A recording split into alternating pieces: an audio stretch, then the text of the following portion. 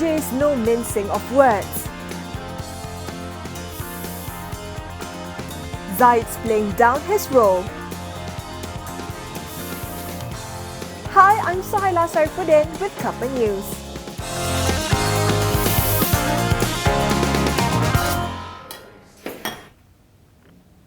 Johor Crown Prince Tunku Ismail Sultan Ibrahim seized the contest for the post of Football Association of Malaysia (FAM) President as one between him, Youth and Sports Minister Khairi Jamaluddin and the minister's proxies. Sharing his thoughts on the state's football team, Johor Southern Tigers Facebook page, Tunku Ismail or TMJ as he is popularly referred to, said he didn't think much of his chances. He said, "They are nice people. Myself, on the other hand, I'm arrogant. But the difference between us is that they need the money, the position, and then kill your dreams. I have the resources to fulfill your dreams." Unquote. The 51st FAM Congress, which will be held on March 25th, will see the election of main office bearers for the national governing body for football. The main contest, however, will be the post of president with Tunku Ismail, Khairi, former Putrajaya Corp President Tan Sri Asih Mat and former Kelantan FA President Tan Sri Anwar Musa vying for the post. It is not the first time that Tunku Ismail has spoken up against politicians playing a role in the FAM. When asked what would his first word be upon entering the FAM building if elected president, Tunku Ismail said, quote, "No wonder hell is empty, everyone is here," unquote. Prime Minister Datuk Sri Najib Tun Razak has given assurance that Putrajaya will honour and restore Sarawak's rights under the Malaysia Agreement 1963 or MA63. He said the federal government is committed to the MA63 and would consider to give back the state's rights subject to the interpretation and discussions between both sides. Hopefully we will arrive at an understanding that will reflect the wishes of the Sarawak people, as well as ensuring that the federal government will also be a strong partner to the state government. And we have formed 5 separate committees to look at 5 different topics, and discussion is currently going on. And they will report back to the Chief Minister and to myself, and we will decide when the time comes. He said this after opening a 4.3 million ringgit Medan Selera in Lundu, Sarawak. Najib added that some projects have been implemented in the first phase, such as to have 90% local teachers in Sarawak, more doctors, empowerment on welfare and immigration matters, including infrastructure development projects such as the Pan-Borneo Highway. In July last year, a joint statement by Najib and the late Chief Minister Tan Sri Adnan Satim stated that matters pertaining to the devolution of power from federal to the state government were to be discussed in greater detail. Touching on the 20% oil royalty between Putrajaya and the state government, Najib said the discussion was still ongoing. He also promised that the federal government would look at other ways to help Sarawak earn more revenue. Power crazy, a prima donna and disconnected. These are some of the traits associated with Datuk Zaid Ibrahim, who recently joined the DAP, his 4th political party. In a blog post on Friday, Zaid stressed that he is indeed a team player. If not, how could he have lasted 25 years in UMNO with all the suspensions and difficult patches he went through with party leaders? He wrote, quote, "I am certainly not a prima donna, as people who know me can attest to. I come from a humble background and it's not my style to stride about like a peacock flaunting my feathers. To those who label me power crazy, I say that giving up a ministerial position, as I did, should tell them a few things about me," unquote. He said he is more experienced in opposition politics now and being much older, he will pace himself. On Tuesday, Zaid joined the DAP, saying that he chose the opposition party as he believes he will be able to reach out to Malay voters. In an interview with the Malay Mail Online, he said despite repeated denials by Pakatan Harapan, he believes Tun Dr. Mahathir Mohamad is currently the de facto opposition leader. He said the former Prime Minister is currently the only leader with the caliber to unite and lead the opposition in the absence of Datuk Seri Anwar Ibrahim, who is in prison. And he is happy with that. Meanwhile, Zahid's de facto leader remarks have ruffled feathers in the party. DAP lawmaker Gobind Singh Deo chastised Zahid for claiming there was a silent agreement amongst the opposition pact that Dr. Mahathir is the current de facto chief.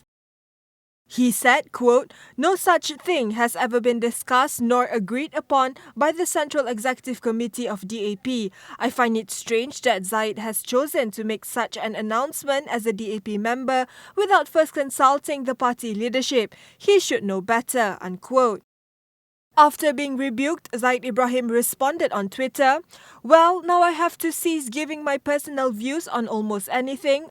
I hope reporters will make it easier for me by not asking."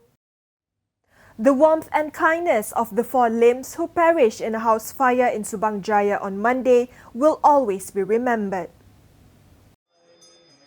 Friends and relatives came from far and near to pay their last respects at the funeral parlour in Mak Mandin, where the bodies of Lim Ah Kok, 58, his wife Goh Bee Kim, 51, and their sons Yong Liang and Yong Wei had been brought back from the wake. Their remains were transported to the Berapit Chinese cemetery where they were cremated. The 4 had died from smoke inhalation in a fire that engulfed the house. The only surviving family member, Lim Yi Jun, 23, stood stoically as the bodies of her family were rolled into the incinerator chamber.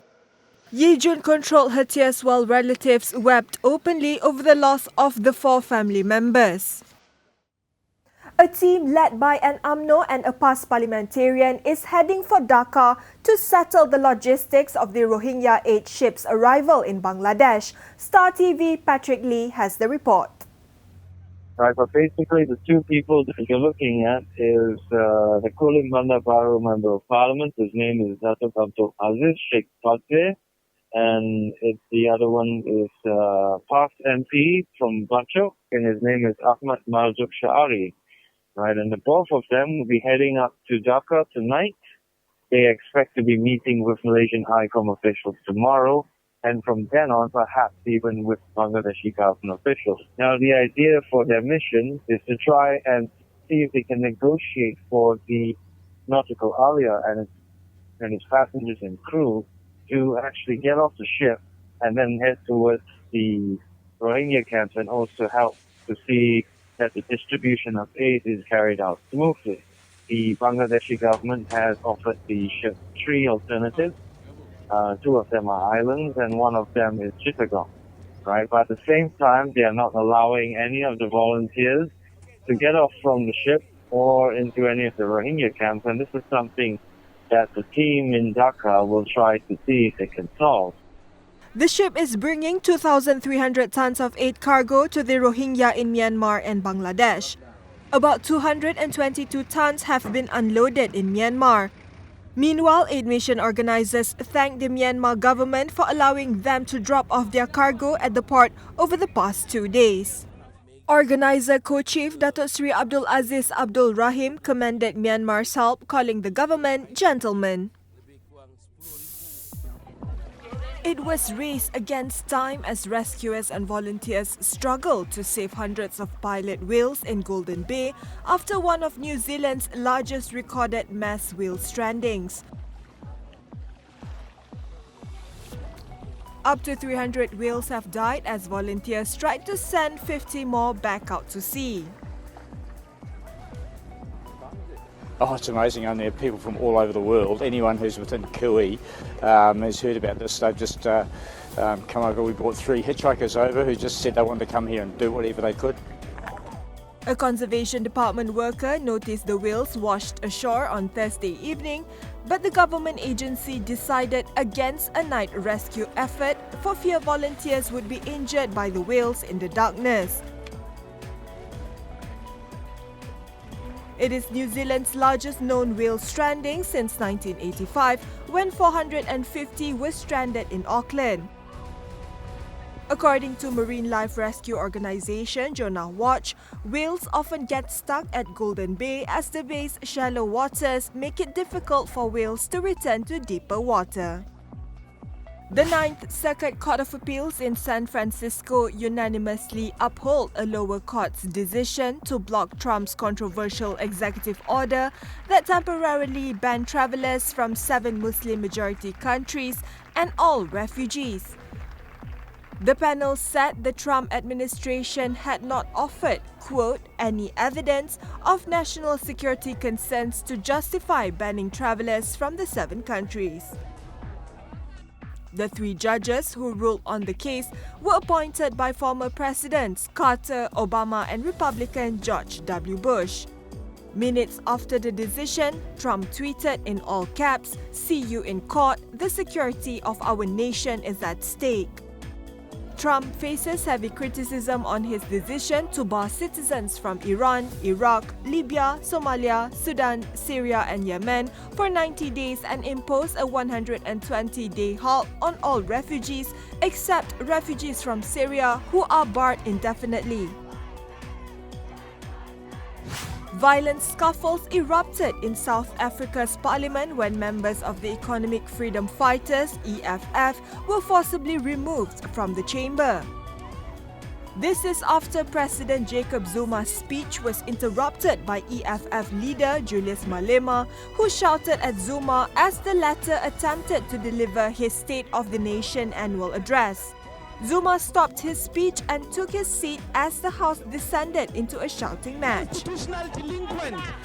Meanwhile, Malema, a former Zuma prodigy and leader of the ANC's Youth League, said they are prepared to die fighting. We are prepared to leave this parliament, being in a coffin, standing for the truth. We are not going to be intimidated by soldiers, by police, by criminals who are hell-bent at defending a constitutional delinquent, a man who is prepared to violate the Constitution. The president's image has been tarnished following a series of scandals which he denied the allegations.